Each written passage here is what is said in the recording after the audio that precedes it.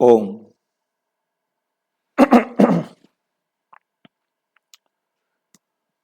ओम शांति। आज 22 जनवरी 2024। आज की साकार मुरली रंगीन बड़े बड़े अक्षरों में पढ़ें, सुने और मंथन करें। आज की मुरली का सार, मीठा मीठा बाबा कहते, मीठे बच्चे तुम्हें संपूर्ण पावन बनना है। संपूर्ण पावन बनना है, इसलिए कभी किसको दुख नहीं दो, किसी को दुख नहीं दो।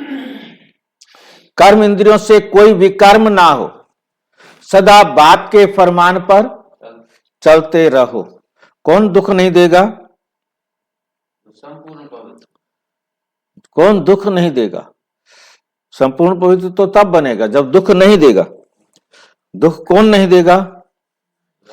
जो दुखी नहीं होगा। जो यदि खुद दुखी है वो दुख ना दे, ये हो नहीं सकता। मतलब हमें बहुत अच्छी तरह से समझना है, क्योंकि बाबा जो भी बात बोलता है उसमें पीछे वाली बात को भी जरूर समझना है। पहले मुझे कोई कुछ भी दे, मैंने दुखी नहीं होना, क्योंकि मुझे एक बात याद रखनी है कि वो अपना पार्ट एक्यूरेट बजा रहा है। कोई भी अपने पार्ट में गलती नहीं कर रहा है। किसी में दोष देखना माना मेरे को अभी तक ज्ञान समझ में नहीं आया है, यदि मैं किसी को भी दोष दे रहा हूं। प्रश्न, पत्थर से पारस बनने की युक्ति क्या है? पत्थर से सोना, पारस बोलते हैं सोने को, ठीक है ना। पत्थर से पारस बनने की युक्ति क्या है? पहला प्रश्न। दूसरा प्रश्न है, कौन सी बीमारी इसमें विघ्न रूप बनती है जो हमें सोना बनने नहीं देती? ऐसी कौन सी बीमारी है? पत्थर से पारस बनने के लिए पूरा नारायणी नशा चाहिए। मुझे सतयुग का नारायण बनना है। कितने नारायण बनेंगे? कितने नारायण बनेंगे? हाँ जी, जो सतयुग में जाएंगे उन्होंने पुरुष शरीर लिया तो वो नारायण बनेंगे, और सब जो स्त्री शरीर लेंगे वो सब क्या बनेंगे? लक्ष्मी बनेंगे। तो लक्ष्मी नारायण बनना है तो क्या करना है? नशा होना चाहिए ना। सारे लक्ष्मी नारायण बन जाएंगे। हाँ, तो कहता है सिर्फ एक ही लक्ष्मी नारायण बनता है। नहीं तो यही तो मैंने रोक के पूछा। फिर प्रजा कहाँ से आएगी? सारे लक्ष्मी नारायण बन गए। क्यों? प्रजा कहाँ से आएगी? वहां पर प्रजा कहाँ से आएगी? ये तो आपके दिमाग में प्रश्न ही नहीं आया। कहने का मतलब ये है, जितने भी मतलब वहां सत्युग में जाएंगे सब नारायण। हाँ, सब नारायण और सब लक्ष्मी। या तो लक्ष्मी बनेंगे या नारायण बनेंगे। पुरुष होगा वो नारायण होगा। जो पुरुष होगा उसको नारायण बोला जाएगा। जैसे यहाँ सारे पुरुषों को पुरुष बोला जाता है, सब स्त्रियों को स्त्री बोला जाता है, वहां सभी पुरुष को नारायण बोला जाएगा। उसके बाद दूसरा आपका अपना पर्सनल अलग से नाम होगा। ये बात हमें समझनी है। तो इसलिए नारायणी नशा कि मुझे सतयुग का नारायण बनना है, लक्ष्मी बनना है, मतलब दोनों बराबर हैं इसमें, मतलब कोई छोटा बड़ा कोई में भी कोई बनना तो एक ही है। तो आपने तो सारी लक्ष्मी नारायण बना दी, मैं भी लक्ष्मी नारायण, आप भी लक्ष्मी नारायण। नहीं, आप लक्ष्मी नारायण बनेंगे, या तो आप लक्ष्मी बनेंगे या आप नारायण बनेंगे। वही हो गया ना, नारायण या लक्ष्मी। हाँ, नारायण या लक्ष्मी, मतलब वहां पर स्त्री पुरुष ही इसी प्रकार से, स्त्री सभी स्त्रियों को वहां लक्ष्मी कहा जाएगा। चाहे वो सारी लक्ष्मी यहाँ अब भी बोल देते हैं, अब भी बोलते हैं ना, तो अब भी मतलब सिर्फ शादी के टाइम पर बोलते हैं या कभी जी लक्ष्मी लेके आ रहे हैं, ठीक है नहीं। तो हमारे घर नारायण आए हैं, उसका चौक पर नारायण के रूप में पूजा करते हैं, परंतु वहां सभी लक्ष्मी सभी नारायण कहलाएंगे, परंतु उनका अलग नाम अपना अलग वहां पर होगा। ठीक है, ये बात हमें बहुत अच्छी तरह से बुद्धि में रखनी है। कहानी हमारे दिमाग में रहे और कंसेप्ट छोटा से छोटा हमारी बुद्धि में क्लियर रहे। देह अभिमान टूटा हुआ हो, मतलब देह का अभिमान नहीं हो, क्योंकि देह का जो झूठा अभिमान है ना, झूठे संबंध भी इसी से याद आ जाते हैं। ये देह अभिमान ही कड़े ते कड़े बीमारी है। देह समझते ही मुसीबत खड़ी हो जाती है, क्योंकि एक देह को मेरा कहने से हम स्वर्ग से नरक में आए हैं। अब इस देह को मेरा कहना छोड़ने से इस नरक से स्वर्ग में जाएंगे। जब तक हम देह को मेरा कहना नहीं छोड़ेंगे तब तक देह अभिमान खत्म नहीं होगा, तब तक परम धाम जा नहीं सकते और सतयुग के मालिक बन नहीं सकते। जब तक देही अभिमानी नहीं तब तक पारस नहीं बन सकते, सतयुग के मालिक नहीं बन सकते, सोना नहीं बन सकते, स्वर्णिम दुनिया में नहीं जा सकते। बाप के मददगार बन सकते हैं। जब देही अभिमानी बनेंगे तो सोना भी बनेंगे और इस सत नरक को स्वर्ग बनाने के लिए बाप के मददगार भी बनेंगे। बाप को वैसे मदद की कोई जरूरत नहीं है, हम जो करेंगे अपना भाग्य बनाएंगे। नंबर 2, सर्विस भी तुम्हारी बुद्धि को सोने का बना देगी। जब आप सबकी सेवा करेंगे तो आपकी बुद्धि सोने की बन जाएगी, क्योंकि सबको ज्ञान सुनाएंगे, औरों को ज्ञान समझाएंगे तो आपको भी ज्ञान समझ में आ जाएगा। इसके लिए पढ़ाई पर पूरा पूरा अटेंशन चाहिए।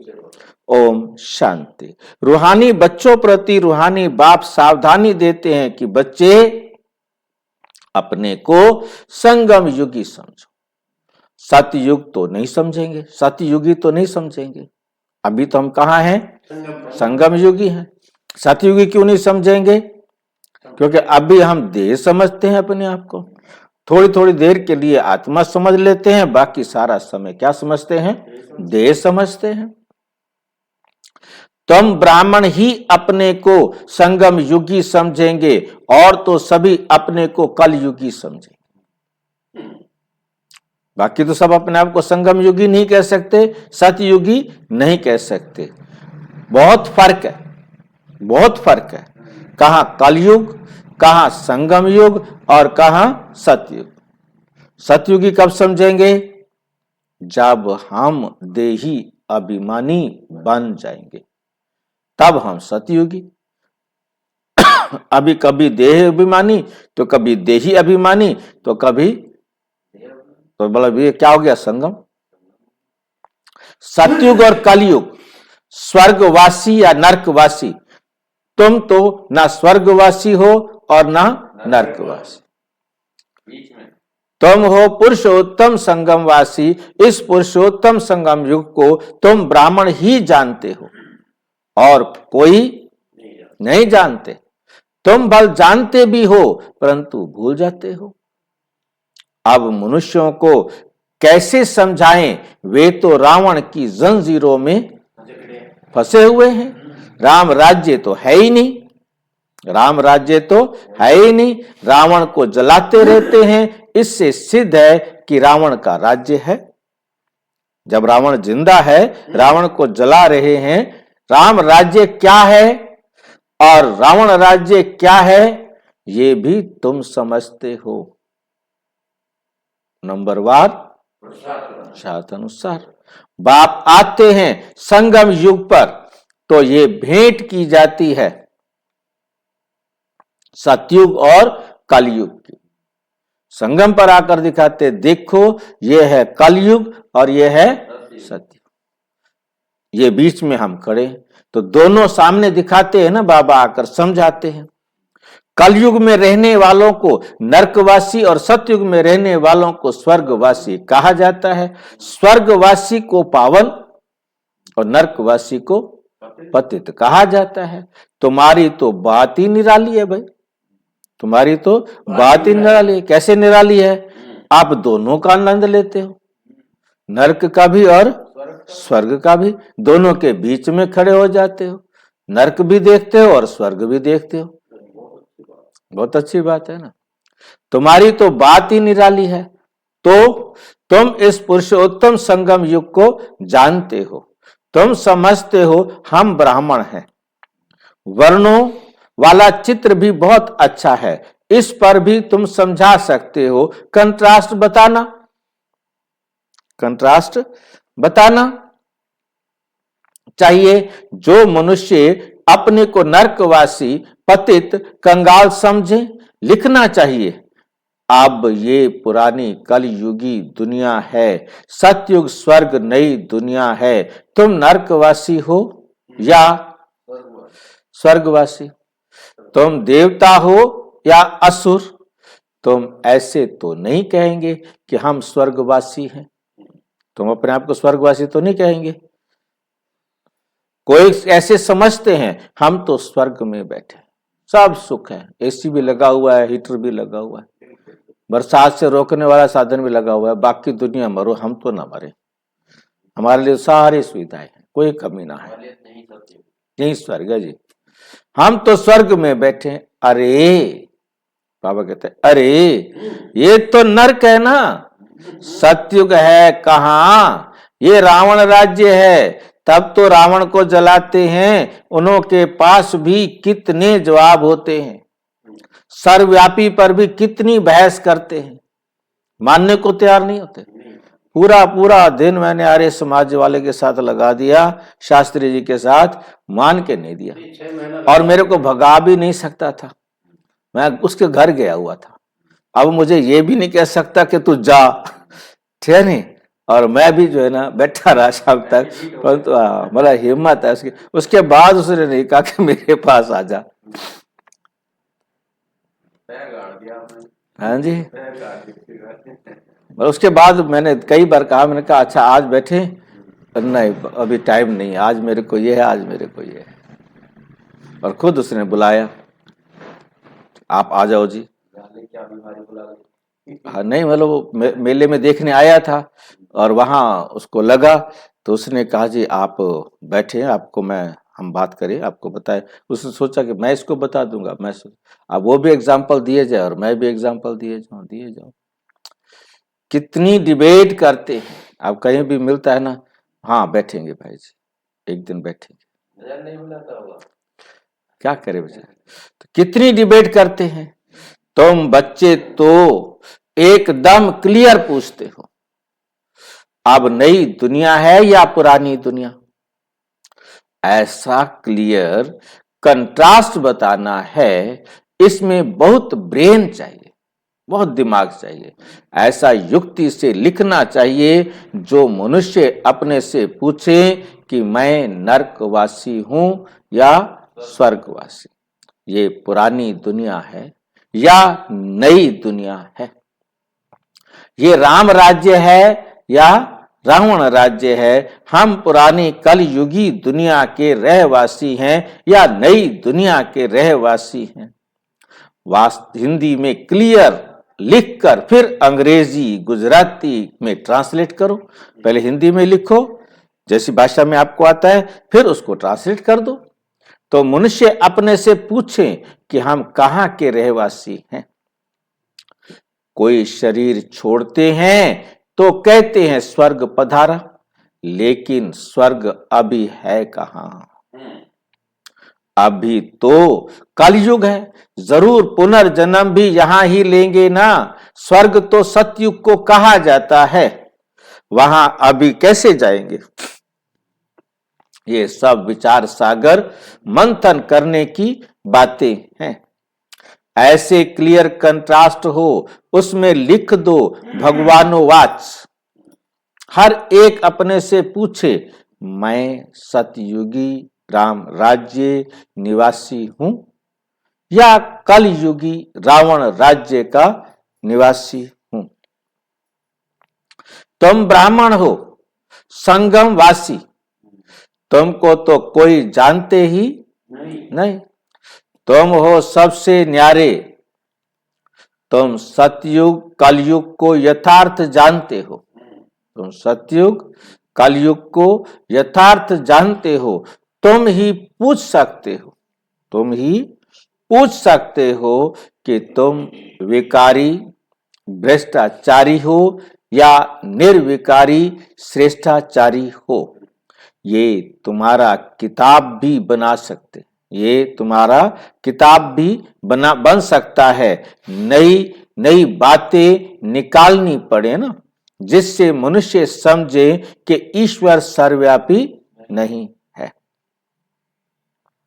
तुम्हारी ये लिखत देख आप पे ही अंदर से पूछेंगे, इसको आयरन एज तो सब कहेंगे, इसको आयरन एज तो सब कहेंगे। सतयुगी डीटी राज्य तो इनको कोई कह ना सके, ये हेल है या हेवन।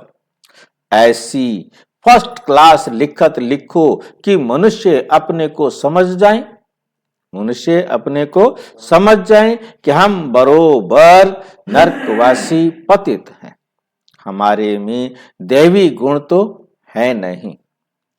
कलयुग में सतयुगी कोई हो ना सके, ऐसे विचार सागर मंथन कर लिखना चाहिए। जो ओटे सो अर्जुन, जो ओटे सो अर्जुन। गीता में अर्जुन का नाम दिया। बाबा कहते हैं ये जो गीता है उसमें आटे में लूण नमक है। लूण और चीनी में कितना फर्क है, लूण और चीनी में कितना फर्क है। वह मीठा और वह खारा, वह मीठा और वह खारा। श्री कृष्ण भगवानो वाच लिखकर गीता ही खारी कर दी है, गीता ही खारी कर दी है। मनुष्य कितना दलदल में फंस पड़ते हैं, मनुष्य कितना दलदल में फंस पड़ते हैं। विचारों को ज्ञान के राज का भी पता नहीं है। ज्ञान भगवान तुमको ही सुनाते हैं और किसको पता ही नहीं। नॉलेज तो बहुत सहज है, परंतु भगवान पढ़ाते हैं ये भूल जाते हैं, ये भूल जाते हैं। टीचर को ही भूल जाते हैं। कितनी कमाल की बात है, टीचर को ही भूल जाते हैं। नहीं तो स्टूडेंट कभी टीचर को भूलते नहीं है। घड़ी घड़ी कहते हैं बाबा हमको भूल जाते हैं, बाबा हमको भूल जाते हैं। बाबा कहते हैं माया कम नहीं है, तुम देह अभिमानी बन पड़ते हो, बहुत विकर्म बन जाते, बहुत विकर्म बन जाते हैं। ऐसा कोई खाली दिन नहीं जो विकर्म ना बने, विकर्म ना होते, ऐसा कोई खाली दिन नहीं। एक मुख्य विकर्म ये करते हो, क्या करते हो, जो बाप के फरमान को ही भूल जाते हो, बाप के फरमान को ही भूल जाते हो। बाप फरमान करते हैं मन मना भव, मन मना भव। अपने को आत्मा समझो, ये फरमान मानते नहीं है तो जरूर विकर्म ही होगा, तो जरूर विकर्म ही होगा। बहुत पाप हो जाते हैं। बाप का फरमान है, बहुत सहज भी है, बाप का फरमान बहुत सहज भी है तो बहुत कड़ा भी। कितना भी माथा मारे फिर भी भूल जाएंगे, क्योंकि आधा कल्प का देह अभिमान है ना। 5 मिनट भी यथार्थ रीति याद में बैठ नहीं सकते, 5 मिनट भी यथार्थ रीति बैठ नहीं सकते। अगर सारा दिन याद में रहें फिर तो कर्मातीत अवस्था हो जाए, फिर तो कर्मातीत अवस्था हो जाए। बाप ने समझाया है, बाप ने समझाया है, इसमें मेहनत है, इसमें मेहनत है। तुम वह जिस्मानी पढ़ाई तो अच्छी रीति पढ़ते हो, हिस्ट्री ज्योग्राफी पढ़ने की कितनी प्रैक्टिस है, हिस्ट्री ज्योग्राफी पढ़ने की कितनी प्रैक्टिस है, परंतु याद की यात्रा का बिल्कुल ही अभ्यास नहीं, याद की यात्रा का बिल्कुल अभ्यास नहीं। अपने को आत्मा समझ बाप को याद करना, ये है नई बात, ये है नई बात। विवेक कहता है ऐसे बाप को तो अच्छी रीति याद करना चाहिए। थोड़ा टाइम निकाल रोटी टुक्कड़ खाते हैं, वे भी बाप की याद में, जितना याद में रहेंगे उतना पावन बनेंगे। ऐसे बहुत बच्चे हैं जिनके पास इतने पैसे हैं जो ब्याज मिलता रहे और खाते रहे। बाप को याद करते रोटी टुक्कड़ खाते रहे बस, परंतु माया याद करने नहीं देती। कल्प पहले जिसने जितना पुरुषार्थ किया, जिसने जितना पुरुषार्थ किया है उतना ही करेंगे। टाइम लगता है, कोई जल्दी दौड़ी लगाकर पहुंच जाए ये हो नहीं सकता। उसमें तो दो बाप है, हमारे पास क्या है, कितने बाप हैं? एक बेहद के बाप को अपना शरीर नहीं है, वो इनमें प्रवेश करता है, हमारे से बात करते हैं, तो बाप की श्रीमत पर चलना चाहिए। जब हमारा बड़ा बाप आके हमें समझा रहा है, भगवान आके पढ़ा रहा है, तो हमें उनकी श्रीमत पर चलना चाहिए। बाप बच्चों को ये श्रीमत देते हैं कि देह सहित सब धर्म छोड़ अपने को आत्मा समझ मुझे एक बाप को याद करो, मेरा कहना मानो। तुम पवित्र आए थे, परम धाम से कैसे आए थे? पवित्र आए थे। 84 जन्म लेते लेते तुम्हारी आत्मा पतित बनी है, अब पावन बनना है। पावन बनने के लिए बाप की श्रीमत पर चलो, तब बाप गारंटी करते हैं तुम्हारे पाप कट जाएंगे, कट जाएंगे, तुम्हारी आत्मा कंचन बन जाएगी। फिर वहां देह भी कंचन मिलेगी। आत्मा कंचन तो फिर देह भी कंचन मिलेगी। कंचन माना सोना, सोना मिलना मतलब एकदम शुद्ध। कंचन कहा जाता है प्योर, शुद्ध सोने को, जिसमें जरा भी मिलावट ना हो। सोना तो होता ही है, परंतु सोने में भी कंचन उसे कहा जाता है जिसमें कुछ ना मिलावट की गई हो। जो इस कुल का होगा वही तुम्हारी बातें सुनकर सोच में पड़ जाएगा, कहेगा तुम्हारी बात तो ठीक है, पावन बनना है तो किसको दुख नहीं देना है।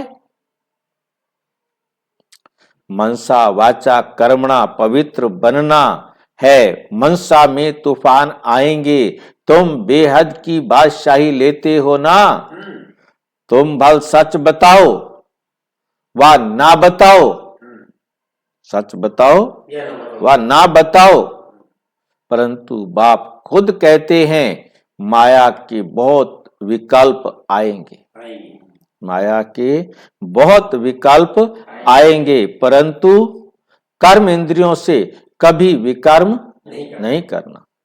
कर्म इंद्रियों से कोई पाप नहीं करना है।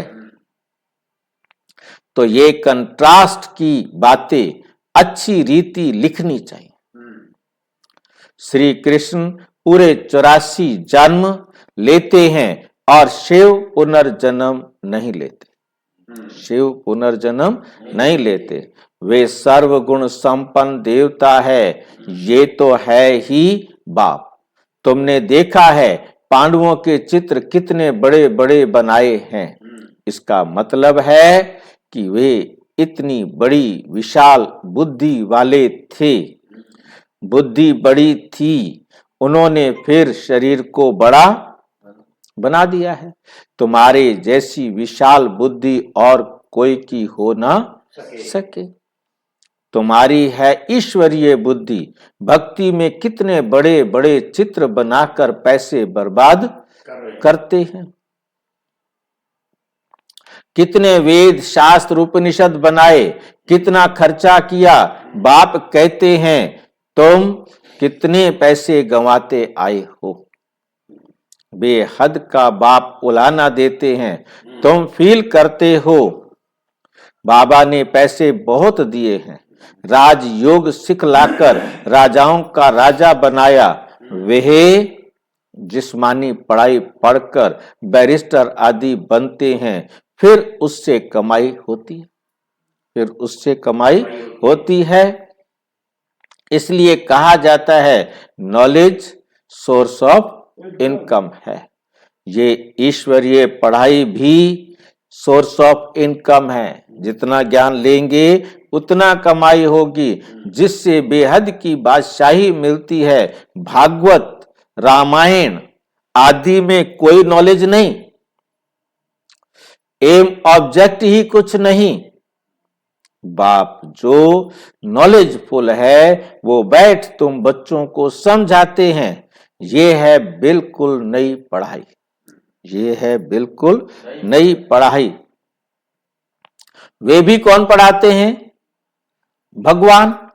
नई दुनिया का मालिक बनाने के लिए पढ़ाते हैं। इन लक्ष्मी नारायण ने ये पढ़ाई से ऊंच पद पाया है। कहां राजाई और कहां प्रजा। कोई की तकदीर खुल जाए तो बेड़ा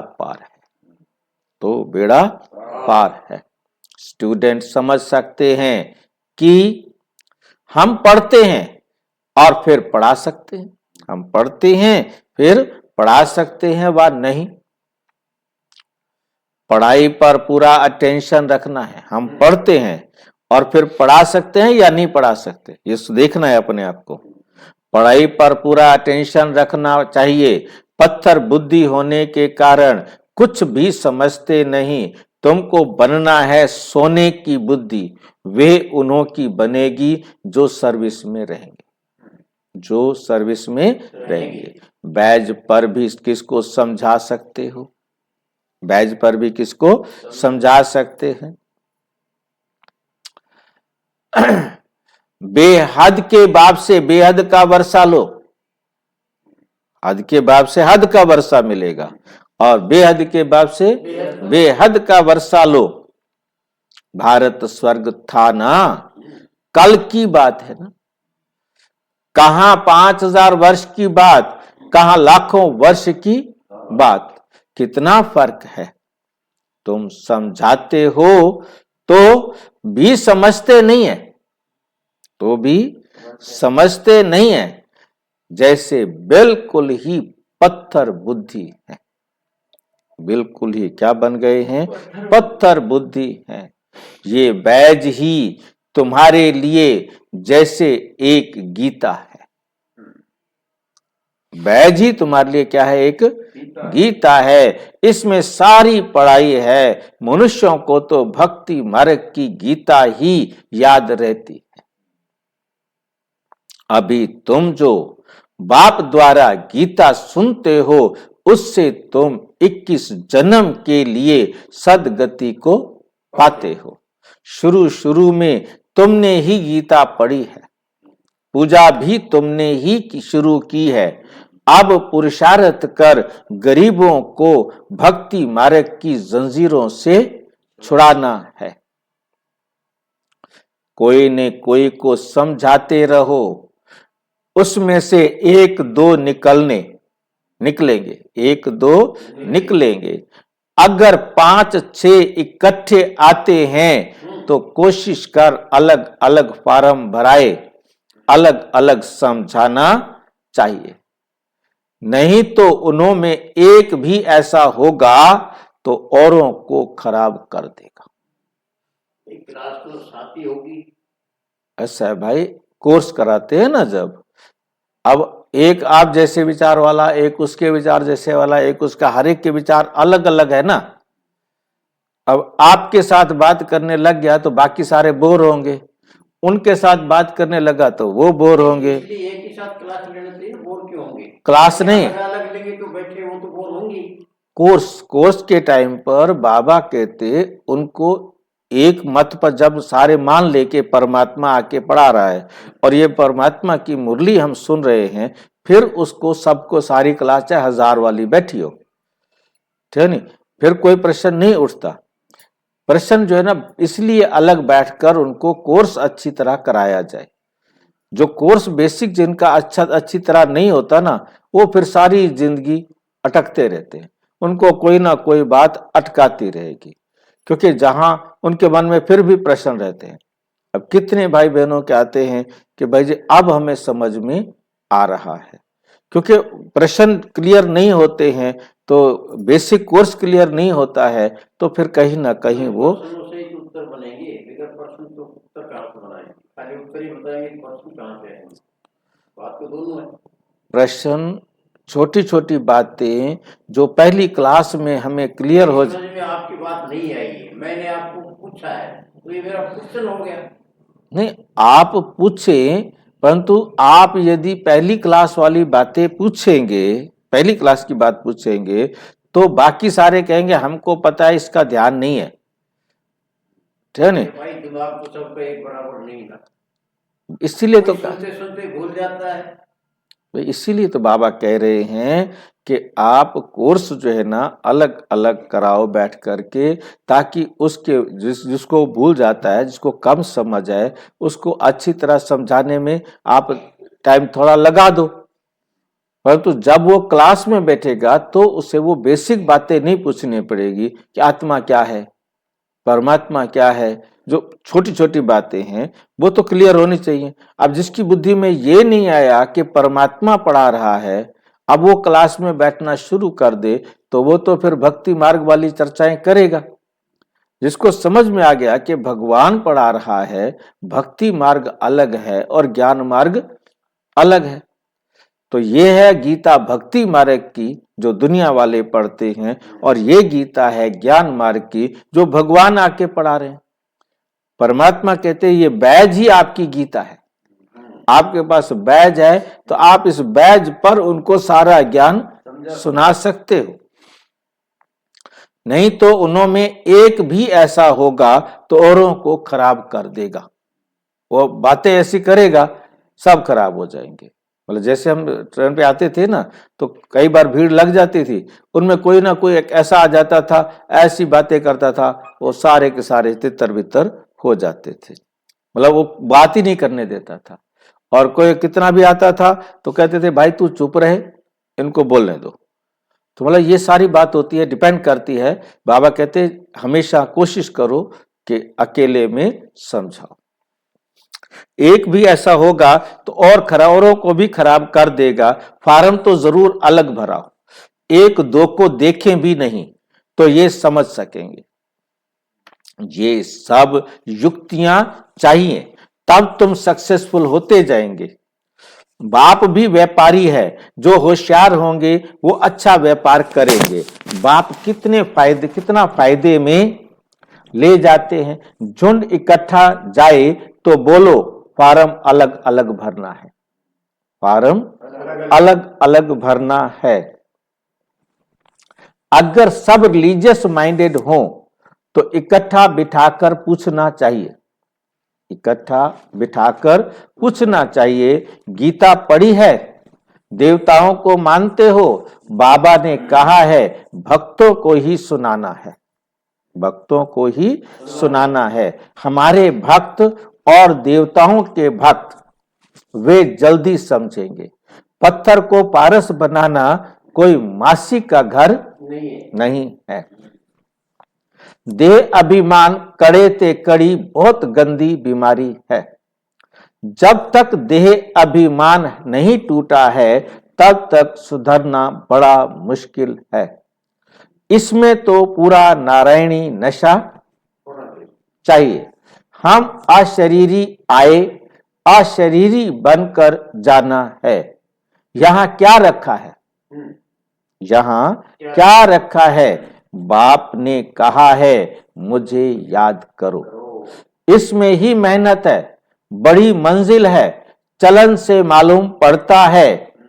ये अच्छे मददगार बनेंगे। कल्प पहले मिसल, जैसे कल्प पहले बने थे ऐसे अब भी ये मददगार बनेंगे। अच्छा, मीठे मीठे सिक्की लदे बच्चों प्रति माता पिता बाप दादा का याद प्यार और गुड मॉर्निंग। रूहानी बाप की रूहानी बच्चों को नमस्ते। हम रूहानी बच्चों की रूहानी बाप दादा को नमस्ते नमस्ते नमस्ते। धारणा के लिए मुख्य सार नंबर 1, मनसा वाचा कर्मणा, पवित्र रहना है, कर्म इंद्रियों से कोई विकर्म ना हो, इसकी संभाल करनी है। आत्मा को कंचन बनाने के लिए याद में जरूर रहना है। देह अभिमान की कड़ी बीमारी से छूटने के लिए नारायणी नशे में रहना है। अभ्यास करो। हम अशरीरी आए थे, अब अशरीरी बनकर वापस जाना है।